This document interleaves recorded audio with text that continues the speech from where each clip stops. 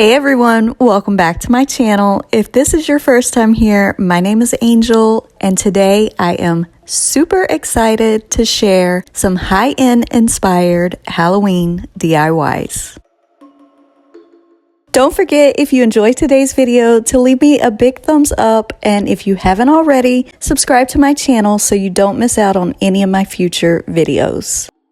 This first project is inspired by these terracotta jack-o'-lanterns from Pottery Barn. I know by now you've probably already seen everyone do this, but I really wanted some and I picked these up from my local thrift store. I think I only paid like $1.99 for each of these, but you can definitely get cheaper ones from Michael's, Joann's, or Walmart. I didn't have any terracotta color paint, so I just mixed my own with some paint that I had, and then I just added a teaspoon of baking soda into this, and I'm gonna go ahead and give both of my pumpkins 2 coats each of this. Now, according to Pinterest and TikTok, there are a bunch of different ways to do this. For these pumpkins, I decided to use some baking soda to sprinkle on top of there. And I do want to add that once I did my second coat of paint, I didn't let it dry completely before I put this on here. So it was kind of tacky still as I was rubbing it in. And I did use that same paintbrush to kind of go over and blend in some of that baking soda. Now, I have heard you can use flour for this as well, but here's how my jack-o'-lanterns turned out. I just added in some Dollar Tree tea lights to the bottom, and I love how they turned out.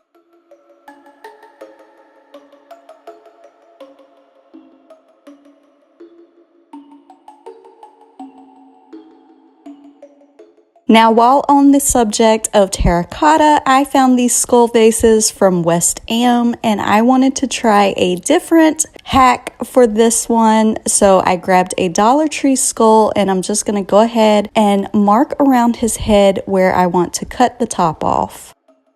Then I'm just going to very carefully use this box cutter to start cutting, and then I will finish off with my scissors, just cutting around the top of his head to make the spot for the vase. Then I went ahead and used the same paint I used for the jack-o'-lanterns, and I gave this skull 2 coats. But this time I went ahead and let that second coat dry because instead of baking soda, I'm going to be using some white wax for this, and I'm just using Waverly's white wax, and I'm going to paint that on and then use a paper towel to remove any of the excess. And if you rub on too much, you can always just dip your brush back into that paint and kind of dry brush it over.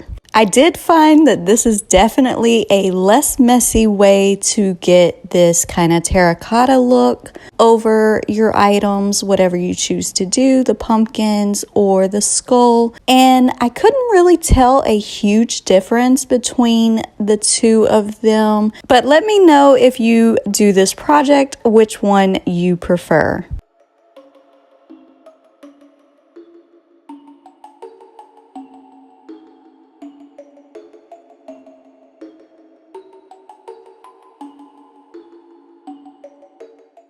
This next project was inspired by this back cloche from Grandin Road, one of my favorite stores. So I picked up this little wood round from Dollar Tree and of course one of their cloches, and I just removed the bottom. And this is optional, you can totally keep the bottom piece that comes with the cloche, but I decided I wanted to make mine a little more high-end by using this wood round for the bottom, and I went ahead and stained it with some of my Waverly antique wax.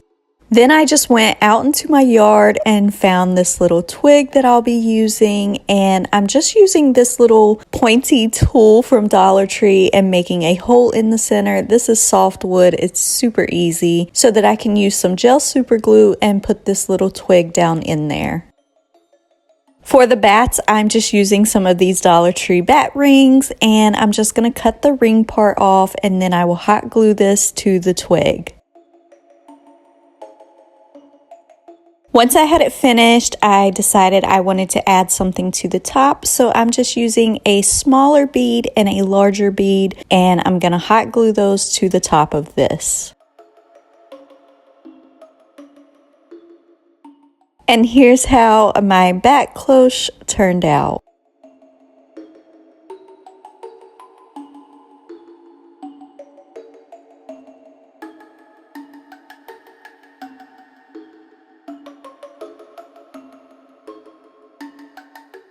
Now this next project is a little off the road. I've been seeing these little witch figurines everywhere and I thought they were so cute and I decided I wanted to make my own. Now this is definitely more inspired by and not a dupe, but I picked up one of these vases from Dollar Tree, one of their little witch picks, and then this is very random, but this came out of one of the Dollar Tree potpourri bags. It's like a little nut thingy, but I figured this would work really good for the head. So I went ahead and mixed up some paint and I'm gonna paint that little round ball thingy. I obviously have no idea what it's called, but I also did go ahead and give the vase one coat of my white chalk paint. While everything was drying, I did go ahead and decide to use some of this Dollar Tree fabric to put over that little witch hat. It's cute the way it is, but I thought it could be just a little cuter. And honestly, there was no method to this. I just kind of glued and trimmed until I had the fabric the way I wanted it on the hat. Then I just went ahead and I used some gel super glue to put that little ball on top of here and glue the hat to the top. To make her a little broom, I'm using the little wood piece that came out of the witch's hat and then one of Dollar Tree's cinnamon broom tops. Now obviously she doesn't need a broom this big, so I am just going to tie some twine around a piece of this broom and then I will cut it off. Then I'll just add the little broomstick down in there and finish wrapping this twine around there and hot glue it to the back. And I just used a little bit of hot glue to attach this to the side of my witch. The last thing I wanted to do was draw a little spider web on this witch. So I just traced one out with my pencil and then I'm going over it with one of my Sharpies. Now, I don't know about you guys, but I think she turned out so cute. Let me know what you think of her.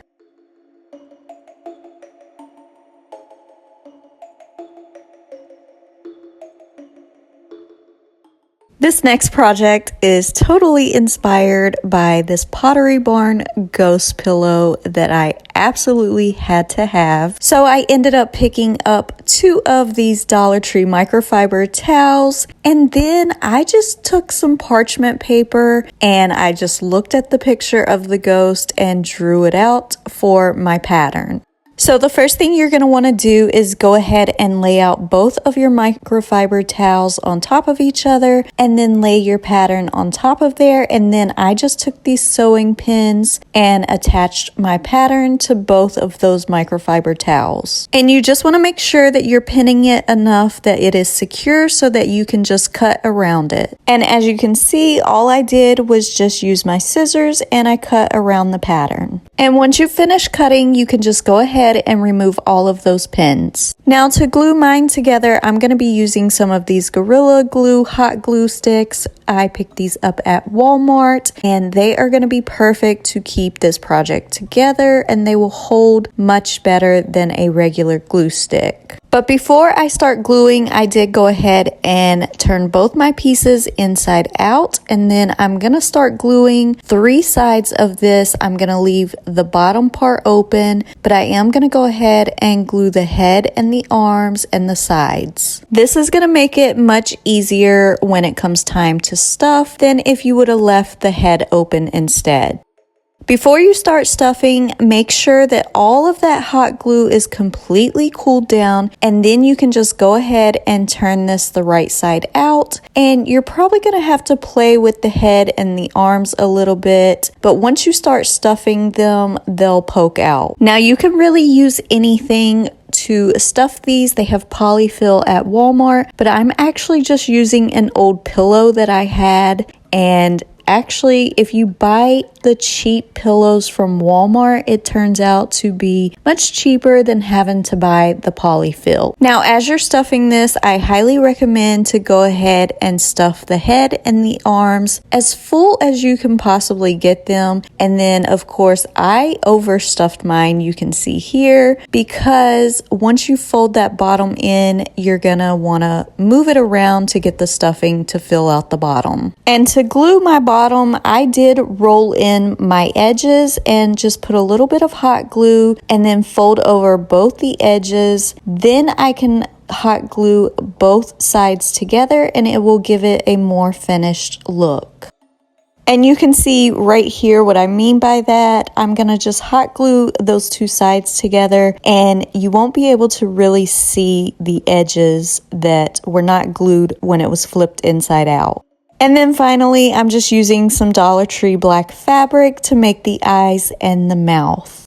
But before I show you how he turned out, I also wanted to make this spiderweb pillow from Kirklands, and Dollar Tree ended up having the perfect fabric for this, so I picked up 2 of those. Now, since you've just watched me make the ghost pillow, I am just gonna go ahead and speed through this. I did the exact same thing, flipped my pieces inside out, and then I'm gonna glue all 3 sides, leaving the one side open, and then I will just use some more of my pillow stuffing to stuff this pillow. And just like before with the ghost pillow, I'm gonna fold those edges in and hot glue those, and then all I have to do is glue this last side together. And really, if you use the right type of glue that's gonna hold, you never have to buy pillows again. You can just make them.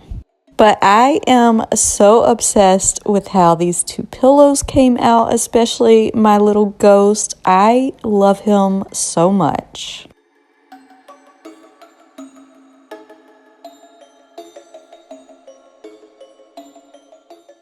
This final project is inspired by these LED ceramic ghosts that I seen at Crate and Barrel. So I went ahead and grabbed my air dry clay. Now, if you've been here a while, you know I love this stuff. I get it from Walmart. I also get it from Amazon sometimes, and I have it linked below if you are interested, because you can do so many cool projects with this. So all I'm gonna do is go ahead and start rolling some of this into a ball. Then I'm gonna take my little roller, which is actually just the bottom of one of Dollar Tree's sponge brushes, and I'm gonna roll this out till it's about 1/4 inch thick. You just want to keep rolling in different directions, and you don't want this to be too thick because then it has a hard time drying, and of course you don't want it to be too thin because then it will break. Now, once I had it all rolled out, I'm just using a regular bowl to cut a circle shape out of this clay. Then I'm just going to use my fingers to push in all the edges and kind of make them just a little thicker. And also, you won't be able to see where I cut it with the bowl. Then you're going to go just right below the center and make eyes and a mouth. You can use a pencil, the end of a paintbrush. It really doesn't matter. But if you want them bigger, you can just twist your pencil or your paintbrush around a little bit to make the holes bigger. Then I just grabbed a water bottle and I'm going to put this over top of it, and then I'm going to start pinching and shaping the bottom of my ghost. And don't worry if you don't get it perfect. You have plenty of time to keep trying to shape it the way you want it. You can see it took me a little while to figure out how I wanted to pinch and shape this, but eventually I got it just the way I wanted. The only thing I wasn't liking was how the water bottle top was flattening my ghost head. So I did end up adding a little bead inside of there and then just sat it back over top of the water bottle. Now I ended up making 2 of these little ghosts, and then with the little bit of air dry clay I had left over, I decided just to make a little pumpkin to go with my ghost. And here's how they turned out. And that's it for today's video. Thank you all so much for watching. I hope you enjoyed it, and I'll see you next time.